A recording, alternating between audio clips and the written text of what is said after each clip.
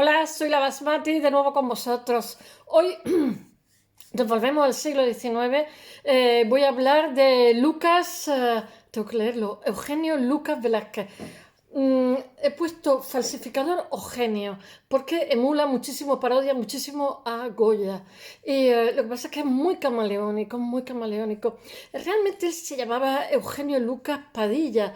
Se cambió y el apellido, como era pintor, en un principio, bueno, el cuadro que he elegido se llama La Revolución. Y hay un cura, ahora os lo contaré, que es de 1850, hay un cura que está con un crucifijo en la mano, con un gentío, una chusma ahí embravecida, y él es como un líder que sobresale por encima, con una cruz, y después lleva un trabuco en la otra mano y una pistola en la fadriquera. Esa palabra siempre me recuerda a mi madre que la decía, que se guardaba dinero en la faltriquera. Nosotros decíamos la fadriquera, pero es faltriquera. Bueno, he de deciros una cosa, bueno, no sé por dónde empezar. Vamos a ver una cosa. En esta época hemos asistido a las guerras carlistas, ¿vale? Os voy contando poco a poco la guerra de independencia, la guerra carlista. No voy a hacer muchísima introducción histórica, no voy a hacer mucha introducción histórica, solamente hacer una puntualización. Que las guerras carlistas, para cuando este señor está trabajando, este señor en un principio no se sabe nada. Ahora lo contaré. En un principio se cree que de Alcalá de Henares, pero resulta que es de Madrid, en fin, son todo hipótesis. Se sabe más de su vida personal que de su vida laboral, por decirlo de alguna forma.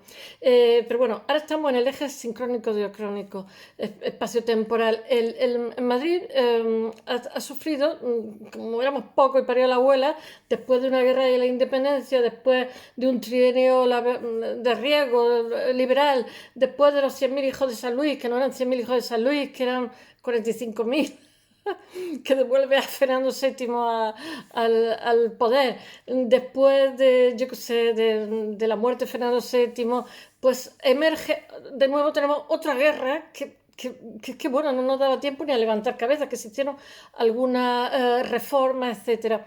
Y bueno, se me ha olvidado contaros también la PEPA, la constitución de la PEPA, etcétera, etcétera. Bueno, pues después de la guerra de Carlista, que es el hermano del rey,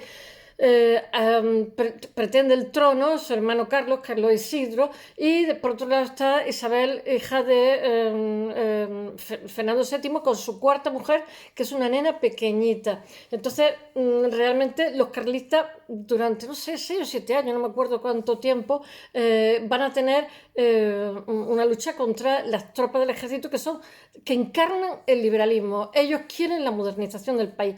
Curioso, ¿eh? Porque los que están defendiendo, incluso con Rego también, los que están defendiendo, digamos, frente otra vez al conservadurismo más recalcitrante y más reaccionario, el ejército. Y bueno, pues ellos vencen y se hacen una serie de reformas que son muy interesantes, no las que se hubieran querido, porque resulta que España tenía una base católica muy conservadora, por decirlo de alguna forma. Entonces, claro, se hacen una serie de reformas como la desamortización de Mendizábal, etcétera, etcétera, y la Santa Sede rompe con nosotros. Era imprescindible para poder funcionar. Bueno, la guerra de la... Estoy aquí toda atropellada. Esta guerra civil de carlismo es del año 1933-1940, lo mismo que la guerra de independencia había sido 5 años, esta guerra es 7 años. Después vamos a tener una serie de generales que van a ser Sagasta, O'Donnell, me estoy acordando de cuando era jovencilla, y algunos, y después también estará, el siglo XIX es convulso a más, si querés.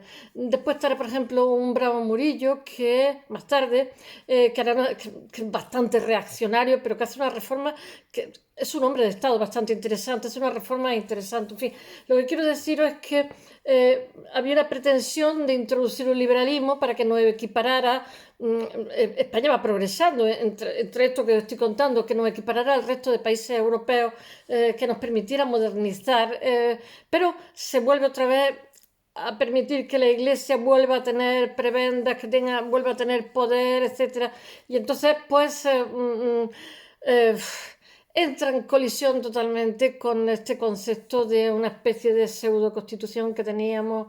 En fin, Conclusión, que el proyecto liberal, por hacer un resumen, se ve malogrado y entonces tenemos una especie de pseudoliberalismo muy, muy conservador que en absoluto permite todas las reformas que tendrían que haber habido para que el país se hubiera podido modernizar. De acuerdo que tenemos elecciones, de acuerdo que hay una serie de reformas que permiten al país, pues yo que sé, como la ley Moyano, yo que sé, para que se crean escuelas, etcétera. Pero de lo que podría haber sido este liberalismo a lo que se le permitió que fuera, pues como el día a la noche. Y esta es la introducción que quiero haceros. Todos los días hablaré un poquito de historia y ahora voy a ver si hablo un poquito de arte. Francamente, el país está caos y todo, aunque se van sucediendo reformas y se intenta modernizar el país, vuelve el conservadurismo recalcitrante y volvemos al inmovilismo. Conclusión, de modernizarse el país, porque realmente todo esto deviene de que había antes de Napoleón un antiguo régimen y, digamos, el cambio del antiguo régimen al nuevo régimen, realmente no teníamos tradiciones en libertades, por decirlo de alguna forma. Entonces, esa transición se hace de manera torpe y abrupta y al final acaba saliendo sustratos de lo anterior y no se acaba de, en fin, aunque en teoría se ha quitado el antiguo régimen, realmente el antiguo régimen sigue por ahí pululando y haciendo de la suya, de tal manera que la modernización que tendría que haber sido el país no llega a ser. Bueno, y diciendo estas palabras voy a ver, en fin, el no triunfo del liberalismo en España. Para mí, bueno, que aunque la precariedad del aparato institucional y administrativo realmente del Estado español da un paso evidente hacia la creación de un Estado liberal tradicional, es difícil encontrar. Es decir, una cosa, vamos a centrarnos en el autor. Este autor está oyendo. Se hizo una exposición, no se tiene conjeturado nada. Mirad, es tan complicado las cosas que he oído que digo, bueno, en vez de aclararme cada vez me estoy complicando más. He oído una conferencia del Prado, un señor que es especialista. Estoy leyendo un artículo de que la mejor colección de este señor, que había una colección muy grande de la familia Carvajal en Cuba, porque ellos tenían como una empresa de tabaco, en fin. Después es una cosa tremenda, complicadísima, porque después Lázaro Galdiano, ese señor compra, ahora lo contaré, este autor del que os voy a hablar ahora, se casa y tiene un hijo, y un hijo, o sea, tiene 4 hijos, pero uno de ellos se dedica, Villamil, se dedica a pintar, y entonces imita a su padre. Entonces Lázaro Galdiano compra la obra de su padre y aprovechando el tirón que tiene de su padre, que Lázaro Galdiano le encanta, ya sabes que hay una colección que se llama así, pero que estaba vivo en aquella época, le encanta a este señor, entonces el hijo, aprovechando el tirón, le mete obra como si fuera del padre, pero que realmente es suya. Pero a su vez tenemos este autor nuestro, estamos en la época, en el periodo romántico, ¿cómo se llama? Eugenio Luca Velázquez, que realmente, es que lo de Lucas es como los apellidos estos que hay, Santiago, Vicente o Nicolás, que son cuando los niños se dejaban en la inclusa, en los orfanatos, como no tenía padre, pues le ponían el nombre, el apellido del orfanato. Y entonces, por ejemplo, hay muchos apellidos Vicente en Valencia porque la inclusa era San Vicente Ferrer o San Vicente, sí, creo que era San Vicente Ferrer, el padre Vicente. Y después en Tres Cuartos lo mismo, en cada ciudad había tal y se le daba el apellido al niño. Entonces cuando veáis apellidos como por ejemplo este señor que se llama Eugenio Lucas, pues es que ha tenido algún antepasado que ha pasado por la inclusa. Y le han puesto, yo qué sé, San Lucas, de saber de qué ciudad sería. En fin, son apellidos que tienen que ver con el haber algún ancestro que ha pasado por allí. ¿Y por qué estaba yo contando esta historia? Bueno, este señor es difícil de encontrar. Estamos en pleno romanticismo. Es difícil de encontrar en el siglo XIX un artista más polémico, esquivo, de hecho tiene un ascenso rapidísimo, llega a la cumbre y después tiene un descenso 3/4 de lo mismo, de hecho muere en la pobreza, después de haber tenido muchísimo dinero y de haber vivido con muchísimo lujo. Él, vamos a ver, En la corte, cuando se hace pintor de cámara, también le hacen caballero de no sé qué, el rey. eh, mm, tenían que pagar para eso, no os creáis. Era un honor, pero había que pagar. Se le hace por pintor de cámara, o sea, por pintor paisajista, perdón, se le hace pintor de cámara por pintor paisajista. Y este señor es tan camaleónico, que es lo que estaba contando antes de Lázaro Galdeano, ha emulado a Goya, porque es autodidacta, ha emulado a Goya, que llega un momento que no se sabe qué es lo de Goya y qué es lo suyo, porque está pintando cuadros de hace 50 años. Entonces, lo pinta también, es tan virtuoso con la pintura que no se sabe dónde empieza Goya y dónde empieza este señor. Y el problema es que Goya, cuando pintó, por ejemplo, un castigo, una ejecución de la Inquisición y tal, pues está denunciando que era así la modernización liberal de un país y que esas bobadas de la Inquisición pues es tercermundista y ya no caben en la mentalidad ni en el país de España. Está haciendo una denuncia y cuando este lo pinta 50 años después, pues es que no tiene razón de ser porque es un tipismo como castizo, porque España se ha puesto de moda en el exterior. Lo mismo que se pone de moda, yo que sé, la chinosier o Japón o tal, pues nosotros nos hemos puesto de moda frente a los románticos. España es, bueno, la octava maravilla, porque yo que sé, pues nuestra pintura es maravillosa, nosotros somos un pueblo de chalaos, flipados, pero somos muy graciosos, muy divertidos, muy buenos artistas, y entonces, ¿qué es lo que hacen los pintores? Pues aprovechan para explotar esa vena castiza de cómo nos ven los extranjeros a los españoles, o sea, como gente poco disciplinada, muy apasionada, con arrebatos de cólera, o sea, una pedra en la cabeza a todos.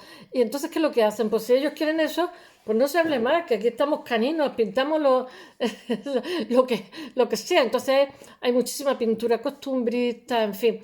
Y los pintores, por ganar, se pliegan a las voluntades de los clientes con más capacidad adquisitiva. Entonces, pues en el caso del el pintor que nos ocupa hoy, pues que no me estoy sabiendo su nombre, que se llama Eugenio Luca Velázquez, que realmente es Eugenio Lucas Padilla, pues hace... cuando trabaja para la reina, trabaja para paisajes, pero realmente cuando trabaja para la calle, para los encargos que le hacen, pues trabaja para lo que pille. Así, no, es muy difícil. Este señor es bastante buen artista, pero es muy difícil, ¿cómo diría yo?, dar un patrón de decir, era así, asá, cuya, y ha evolucionado. Puesto que, por ejemplo, cuando trabaja para la reina, o sea, para María Cristina, etcétera, y para Isabel segunda, pues resulta que le encargan que haga el techo del Palacio Real, que lo decore entero y lo hace entero y es una preciosidad porque lo llena de alegoría. Lo que pasa es que este Palacio Real luego se quema, no sé cuánto incendio ha tenido ya ese Palacio Real, por favor, y se quema toda la pintura, pero nos ha quedado los bocetos que hizo y son una monería. Y a raíz de que tiene tanto éxito pintando eso, es cuando se le hace pintor de cámara y que en realidad pintor de cámara costaba dinero. Se le hace también caballero de es que no me acuerdo de caballero de no sé qué cosa, pero es como cuando nosotros ponemos en la tarjeta, yo que sé, determinadas cosas y entonces nuestros clientes, como saben que somos los pintores del rey, pues como que tenían mucha abundancia de encargos de gente con mucho dinero y él estaba todo, hacía lo que le pidieran y más. Y él falsifica a Goya y su hijo lo falsifica a él. Pero lo que ha ocurrido con este señor, que sigo diciendo que es un buenísimo artista, es que en un momento dado pues tiene como descrédito de que falsifica a Goya por tipismo o por hacer cajas. Y entonces como que se le ha desdeñado porque realmente a Goya lo falsifica mucha gente. Y es como que es un copión, pero es que este señor, aparte de copiar a Goya, era mucho más que eso. Podía copiar a mucha otra gente, pintaba rapidísimo y además de eso, él es él, aparte de todo, o sea, hace cosas muy interesantes. Bueno, y después de explicaros tan torpemente este individuo que no hay forma por dónde pillarlo, pues os diré que casi el final de su vida fue catastrófico porque en un momento dado pues la reina se tiene que exiliar al extranjero y claro, todas las personas para las que él trabajaba de la noche a la mañana, él no ha ahorrado, ha llevado una vida de lujo, era una persona pobre y modesta, he de deciros. Y al principio de su vida, cuando se casa con su primera mujer, pone en, como si dijéramos, el carnet de identidad que es ebanista, lo cual significa que pinta como puede y se gana la vida de ebanista, porque era su mujer y él son de familia muy modesta. Y entonces, conforme va pudiendo, va escalando puestos hasta ser pintor del rey, y entonces ahí ya consigue colocarse y vivir años muy bien, tiene 4 hijos, etcétera, y consigue, digamos, que sus hijos tengan otra vida, su segunda mujer también, pero hasta llegar a ese momento tiene que ser ebanista. Bueno, es el madrileño Eugenio Lucas Velázquez, de hasta el que hace poco, realmente es Carlos Serrayer, es que me parece que en el año 97, es que era un PDF que tenía que leerlo larguísimo, de una exposición que lo organiza, y es el que le dice que tiene muchísimo talento, el que lo rehabilita. Bueno, llevaban ya tiempo rehabilitándolo, porque cuando apuesta Lázaro Galdiano por él, realmente sabe que es un como buen coleccionista, tiene ojo para saber quién es quién. Y realmente sabían que era, pero llega un momento que, como ya os he dicho, su hijo ocupa su lugar, no se sabe si la ha pintado él o su hijo. Él ocupa el lugar de Goya, no se sabe si la ha pintado él o Goya. Pues es una persona como difícil de discernir, difícil de explicar, difícil de entender, pero sí toda una persona con muchísimo talento. Pero se sigue desconociendo todo de él. Incluso su obra no está muy clara. Hay algunas cosas que sí que están, porque tiene una forma, pinta como redondeado y con pasta de color. Bueno, en 1840 irrumpe la escena artística española con muchísima determinación, fecundidad, fortuna, que no tarda en ser reconocido. Él tiene un ascenso meteórico. Él se sabe que está yendo a la escuela de arte, aprendiendo a pintar, o a la escuela San Fernando, aprendiendo a pintar, pero que los pintores que tiene, o sea, sus maestros son neoclásicos y él se ahoga con el neoclasicismo porque él lo cuenta, y entonces pues como que se larga y se dedica a ir al Prado y aprender de los grandes, de Velázquez, de Goya, etcétera, etcétera, pero aprende tanto que al final no se sabe quién hace una cosa y quién hace otra. Bueno, él es en poco tiempo apoyado y reconocido por la familia real. Entre 1850 y 1860 despliega una actividad frenética que no solo se limita a pintar, sino que, animado por los más diversos aventuras, entre los que se encuentra viaja muchísimo, viaja a Suiza, viaja a Francia, viaja a Italia, viaja a Inglaterra. Bueno, él gasta mucho dinero, trabaja muchísimo, pero gasta mucho, porque él dice que quiere ver otras colecciones. Bueno, a pesar de estos éxitos, la fama de Lucas Velázquez, lo mismo que sube como la espuma, baja en picado también, porque cuando desaparecen sus mecenas, no eran, sí, eran mecenas, cuando desaparecen sus mecenas y los clientes que le proveían, que era la corte, estos mecenas, pues se encuentra que no tiene a quien pintarle. Y entonces cae a la misma velocidad que ha subido. Y todo, de alguna forma, es por la parodia que él hace también de Goya, que muchos lo atribuyen a su deliberada intención de engaño, pero no es así, o por oportunismo. Él es que le fascina a Goya. No hay duda, pero aparte de Goya, yo he dicho que pinta eso y más. No hay duda de su. Él es una persona con muchísimo talento y parodia a Goya, cuyo prestigio internacional crece a lo largo del siglo XIX. Él está ya realmente casi en la segunda mitad del siglo XIX, en que empieza en 1840. Él tiene formación autodidacta, como os he dicho, que está realmente, que se forma en el Prado, y en 1849 Lucas tiene alcance no solamente a Goya, sino a todos los maestros. Es que es que las colecciones reales han desaguado totalmente en el Prado. Por eso nuestro Prado es la mejor pinacoteca del mundo. Y eso que quemaron los alcázares, porque si no hubiera sido todavía muchísimo mejor, porque hubiéramos tenido más cantidad de cuadros de la colección de los Austrias. No se sabe bien ni la cantidad que se quemó, porque las Meninas se salvaron algunos, pero el resto se quemó. Él empieza también a tener una grandísima, o sea, empiezan a tenerle una grandísima, ¿cómo se dice?, admiración. En el 1830 España se pone, y sus artistas se ponen de moda, como he dicho. Él es amigo de Manet también. Se pone de moda por todo el mundo, los viajeros ingleses, los viajeros románticos, los franceses también, que determina, bueno, y que España empieza ya también, a partir de hacer reformas liberales, empieza ya a tener más peso específico en Europa. Antes la habían ignorado totalmente cuando después de la Guerra de Independencia los países, digamos, firman un tratado de colaboración.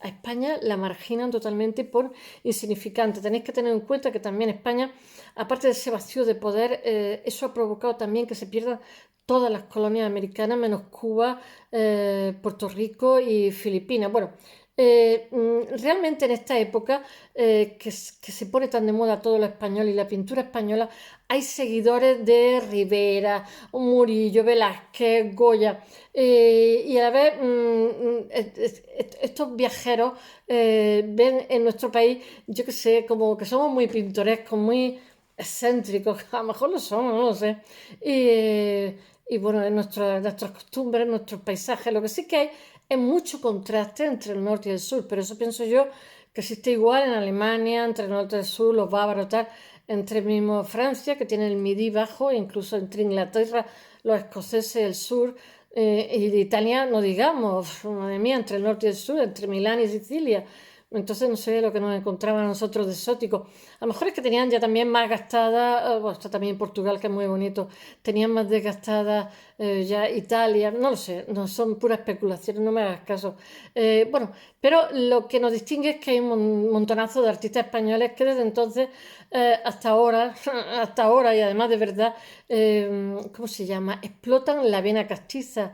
O sea, realmente, que eso también lo hicieron en Venecia, cuando Venecia había, digamos, caído económicamente, tenía muchísimos turistas extranjeros, entonces hacía, sobre todo ingleses, pues entonces le hacían, como diríamos, los cuadros que ellos querían encontrar, les veduti, ¿no? Y entonces nosotros, pues los pobres pintores sobreviven. Y bueno, todavía se sigue haciendo. Bueno, y una de las interpretaciones que se hacen es la imitación goyesca, que no solamente la manera de pintar, sino de juzgar la historia, que ya es, está obsoleto, porque el entorno que tiene Goya, aunque en esta época he de decir una cosa, Goya, por influencia de Rousseau, Montesquieu, etcétera, los enciclopedistas, pues hay un anticlericalismo. Y el cuadro que os voy a mostrar hoy tiene anticlericalismo, porque tiene también el toma prestado eso de Goya, ese anticlericalismo, por el siglo de las luces, por los enciclopedistas, ¿no? Diderot, D'Alembert, yo qué sé, Rousseau, Montesquieu, todo lo que suponía lo mejor de aquella época. Bueno, y nuestro pintor de hoy, Lucas Velázquez, es un representante de lo que se ha llamado la Beta Brava, que es el costumbrismo goyesco, que no es, no es lo mismo que Madrazo, que se ha formado en Francia, entonces como que reclamaban lo auténticamente español, ¿no? Como he dicho antes, el indisciplinado que tiene arrebatos de furia, arrebatos de cólera, entonces, bueno, esta Beta Brava de alguna forma se contrapone al costumbrismo andaluz, que también es muy de acento folclórico y yo que sé, que es más amable y está en la antípoda de cualquier crítica. Aquí los andaluces tenemos la cortesía musulmana. Bueno, entonces, como estaba diciendo antes, los seguidores y los falsificadores de Goya se dan a montones, abundan. Y bueno, no se puede convertir a nuestro pintor a Lucas Velázquez, que realmente es Lucas Padilla, en el chivo expiatorio, de decir que, claro, como él copia a, a Goya, pues en fin, tiene la culpa de... O sea, Goya supone la modernidad en las artes y bueno, se le copia mucho porque tiene muchísimo tirón internacional. Y en el siglo XIX no son tanto los que dan una visión agria de lo español, porque también está Leonardo Alezza, que se aproxima al talento artístico goyesco de Luca, de nuestro pintor, y ambos tratan el protagonismo del costumbrismo de la beta brava. Y son, este pintor que os he dicho muere a lo mejor con 36 o 37 años. Yo no sé lo que pasaba en esa época, pero se morían, vamos, antes de cumplir los 40. Esa pieza con el título equívoco de Revolución, como he dicho, que es la que hay que puntualizar que él tiene otro cuadro de la Revolución que es muy interesante, que nada tiene que ver, la revolución de la que hablo hoy, nada tiene que ver con el episodio de revolución que hay en 1854, exhibido con éxito de la crítica universal, de la crítica en la Exposición Universal de 1855 junto a la Plaza Partida. No está claro que el cuadro aún necesitado de investigación, porque todo lo que hay en torno a la obra de este autor que os estoy diciendo son todo hipótesis en el Prado. No se sabe, porque no se sabe si, como he dicho antes, si su obra es parte de la obra de Goya, no se sabe si su obra es parte de la imitación que hizo su hijo, no se sabe, realmente sus cuadros son pura conjetura. Por eso estaba oyendo conferencias, estaba leyendo cosas, digo, me están confundiendo más que aclararme, porque siempre sabéis que intento conseguir diferentes fuentes para tener por lo menos una vista panorámica de lo que voy a hablar, para que no sea solamente coger un autor y verlo, aunque yo pueda poner luego por escrito a Calvo Serraller o pueda poner diferentes fuentes que las pongo y tal, e intento que contrastar la información porque muchas veces me encuentro que son antitéticas cuando tengo varios autores. Ahora os contaré un juicio antitético. Bueno, no se sabe realmente ni cuándo está datado el cuadro que os estoy hablando de la Revolución, ni hay conjeturas por el Prado ni por el catálogo racionado de Arnaiz, aunque supongamos que se hace en la década de 1850. No se sabe. Y representa un episodio revolucionario contemporáneo. Después yo he estado leyendo, ahora lo contaré, que ¿cómo se llama? Calvo Serraller pone al protagonista, que es un cura, lo ponía a bajar de un burro. Sin embargo, está leyendo una persona que era andaluz y se llama, no me acuerdo cómo se llama, no me acuerdo, tiene el nombre de un pueblo, y que es todo lo contrario, una persona muy instruida, que sin embargo es un sacerdote que lee a los enciclopedistas y está en contra de todo lo que está pasando, del conservadurismo rancio, y la Inquisición va detrás de él, y él realmente, ¿cómo diría yo?, lidera conatos revolucionarios, pero el pintor lo pinta como el cuadro que he traído hoy como si fuera una jara, un trastornado de la cabeza y los que van detrás suya otros trastornados, pero en absoluto tiene nada que ver con eso. Es un poeta, ensayista, crítico, Marchena se llama. Y entonces los historiadores acaban de hacer hace poco un libro sobre este señor Marchena, todo lo contrario, no sé si se lo cargó la Inquisición. Y sin embargo nuestro pintor pues comulga con esa de que era un trastornado. En fin, y bueno, y Calvo Serraya también dice que era un trastornado, pero no lo conocen. Se han hecho libros y he estado leyendo sobre eso y todo lo contrario. Pero se le estigmatiza como un loco y bueno, pues ya está, pues un loco. Y bueno, en el cuadro se ven un exaltado grupo de hombres armados, esto lo dice Calvo Serraya, uno de los cuales es un fraile que aparece con un crucifijo en la mano y con un trabuco en la otra. Ya sabéis que el trabuco era como si fuera una trompeta que le metía a los borges cristianos, todavía lo siguen utilizando hoy día en Alcoy. Le meten, ¿cómo se dice?, pólvora y hace un ruido que te queda sordo, pero no podéis imaginar incluso de lejos. Yo no sé ni cómo no se quedan sordos. Bueno, el pintor refleja un fraile que lleva en la mano derecha un crucifijo, mientras que a la izquierda porta un mosquetón, dejando ver una pistola asomando de la faltriquera. La faltriquera es como el refajillo que lleva ahí escondido por dentro. Bueno, el resto de personajes en su mayoría son tipo, están mostrando un populacho Realmente está haciendo como Goya, porque está pintado de la manera Goya, pero es muy bonito.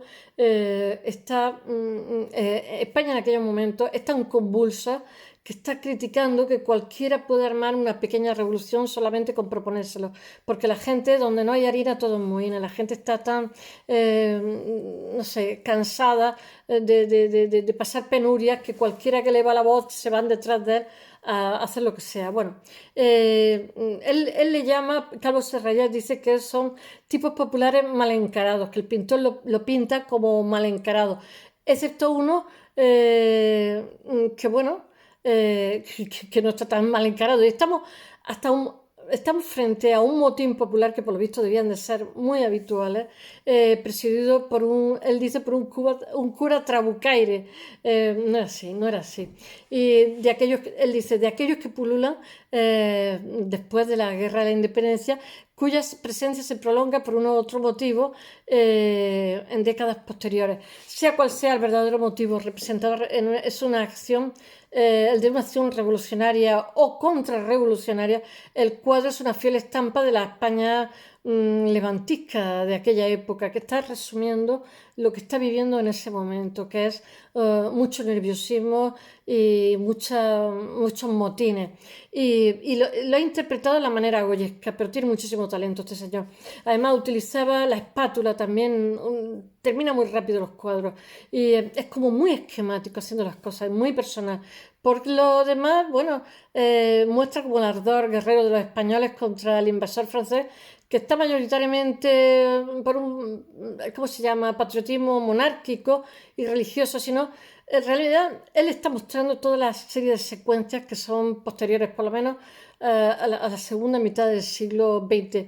Eugenio Lucas se contagia por el estilo goyesco totalmente, porque él se ha formado copiando a los grandes, tanto en la forma como en la visión moral reticente. Es un anticlerical, como he dicho también. Bueno, y él es también, como le pasa a Goya, detesta la locada y violenta fiebre como del populacho, le dan horror. Bueno, espero que os haya gustado. Mañana volvemos al siglo XX, XXI.